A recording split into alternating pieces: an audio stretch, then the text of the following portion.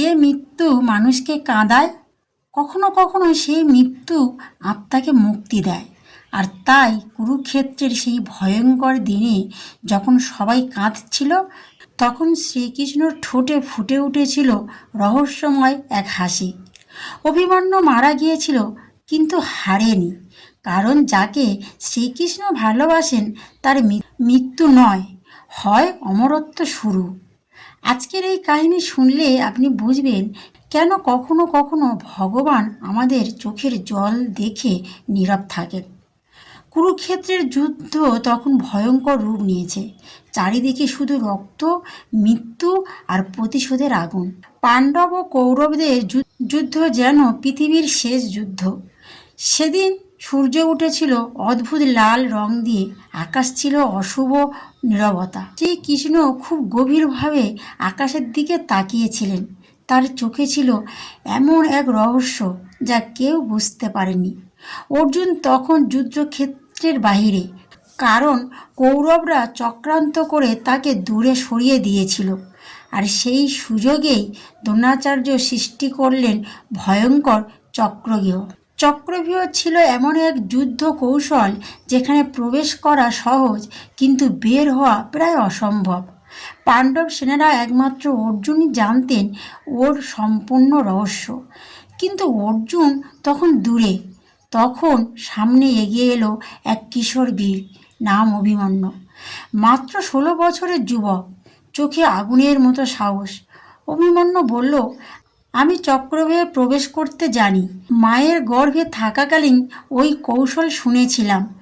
ভীম অবাক হয়ে বললেন, কিন্তু বের হবে কিভাবে? অভিমন্যু একটু হেসে বলল, ক্ষত্রিয় কাজের জয় বা মৃত্যু, ফিরে আসার চিন্তা আমি করি না। এই কথা শুনে সকলের শরীর শিউরে উঠল।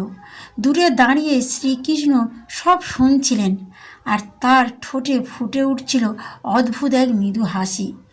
অভিমন্যু বজ্রের মতো চক্রে গিয়ে ঢুকে পড়ল। তার তীরের আঘাতে কৌরবের সেনা কাঁপতে লাগলো। দুর্যোধনের সেনারা একে একে মাটিতে পড়তে লাগলো। দ্রোণাচার্য পর্যন্ত অবাক হয়ে গেলেন। তিনি বললেন, এই ছেলেটি যেন অর্জুনের থেকেও ভয়ঙ্কর। অভিমন্যু একাই শত শত যোদ্ধাকে পরাজিত করেছিল।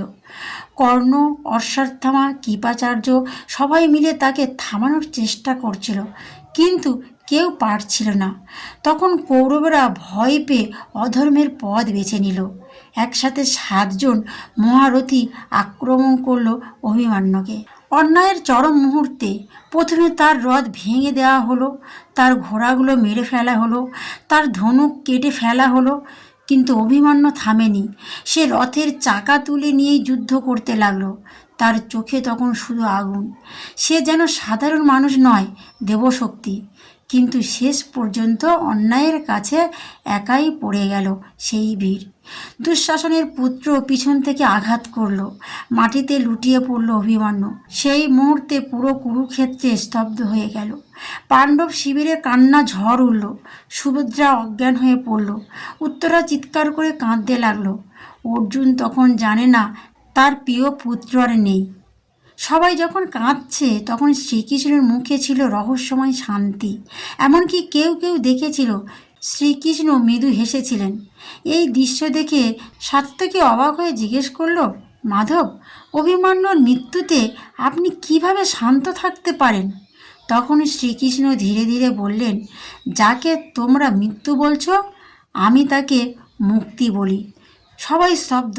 কৃষ্ণ বললেন, অভিমন্যু কোনো সাধারণ আত্মা নয়, সে ছিল চন্দ্রদেবের পুত্র, বর্জসের অংশ। অনেক যুগ আগে দেবতারা পৃথিবীর ভার কমানোর জন্য নিজেদের অংশ মানব রূপে পাঠিয়েছিলেন। চন্দ্রদেব নিজের প্রিয় পুত্র বর্জসককে পাঠাতে রাজি ছিলেন না। তখন দেবতারা প্রতিশ্রুতি দেন যে পৃথিবীতে খুব অল্প সময় থাকবে, তারপর ফিরে আসবে। সেই বর্জসই জন্ম নিয়েছিলেন অভিমন্যু হিসাবে। তাই অভিমন্যুর আয়ু আগেই নির্ধারিত ছিল। শ্রীকৃষ্ণ জানতেন অভিমন্যুর মৃত্যু মানে তার আত্মার মুক্তি, তার পৃথিবীর কাজ শেষ।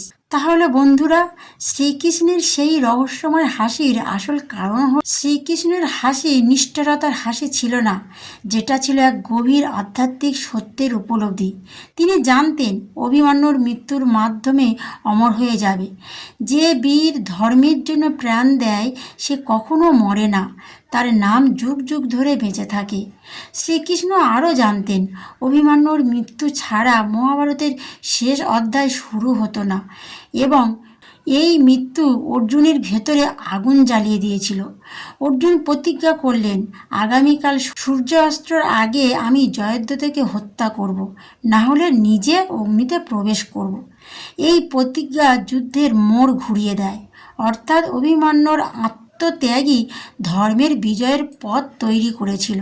তাহলে বন্ধুরা, এই কাহিনী আমাদের শেখায় জীবনের প্রতিটি বিচ্ছেদই শেষ নয়। কখনো কখনো ভগবান আমাদের কাছ থেকে প্রিয় জিনিস কেড়ে নেন, কারণ তার পেছনে লুকিয়ে থাকে বড় কোনো উদ্দেশ্য। আমরা শুধু চোখের জল দেখি, কিন্তু ভগবান দেখেন আত্মার যাত্রা। শ্রীকৃষ্ণ তাই গীতায় বলেছেন, আত্মার জন্ম নেই, মৃত্যু নেই, শরীর নষ্ট হয়, আত্মা নয়, আত্মা চিরন্তন। অভিমন্যু শরীর হারিয়েছিল, কিন্তু তার আত্মা ফিরে গিয়েছিল দেবলোকের আলয়ে। তাহলে বন্ধুরা, আজ এখানেই শেষ করছি। আর তোমাদের যদি আধ্যাত্মিক গল্প ভালো লাগে, চ্যানেলটা সাবস্ক্রাইব করবেন আর কমেন্টে লিখবেন জয় শ্রীকৃষ্ণ, রাধে রাধে।